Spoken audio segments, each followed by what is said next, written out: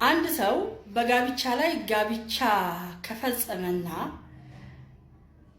ወይንም በጋብቻ ላይ የዝሙት ተግባርን ከፈጸመ በወንጀል የሚጠየቀው ይህ ሰው ብቻ ነው ወይንስ አብሮት ጋብቻ የፈጸመና የዝሙት ተግባርን የፈጸመም ጭምር ነው የሚጠየቁት? እንዴት አደራችሁ? ጠበቃና የህግ አማካሪ ሲናን ግርማ ነኝ። ቡና እየጠጣን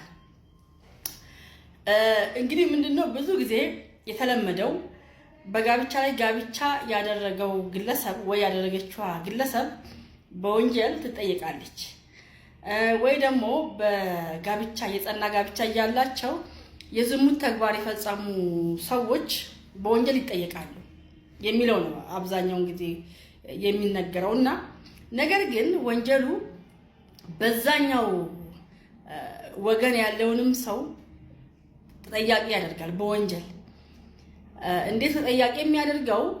ያ በጋብቻ ላይ ጋብቻ ከፈጸመው ሰው ጋራ ጋብቻ የፈጸመው ሰው ይህ ሰው ጋብቻ እንዳለው እያወቀ ወይ ደግሞ ጋብቻ እንዳላት እያወቀ አብሮ ያንን ጋብቻ ከፈጸሙ እነሱም ልክ ጋብቻ እንዳለው ሰው የተጠያቂነት ሁኔታ አለባቸው፣ ተጠያቂነት አለባቸው። በወንጀል ይጠየቃሉ፣ ይታሰራሉ ማለት ነው። ዝሙትም እንደዛው ነው።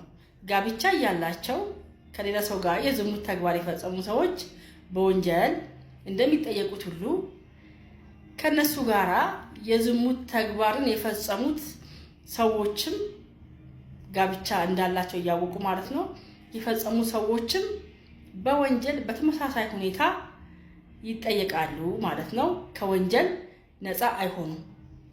ነገር ግን ጋብቻ ያላቸው ሰዎች ጋብቻ እንደሌላቸው አድርገው አሳስተው ይሄንን ተግባር ከፈጸሙ የጥፋተኝነታቸው ደረጃ ከፍ የሚል ሲሆን እነኛ የማያውቁት ጋብቻ እንዳላቸው የማያውቁት ሰዎች ደግሞ በወንጀል አይጠየቁም ማለት ነው።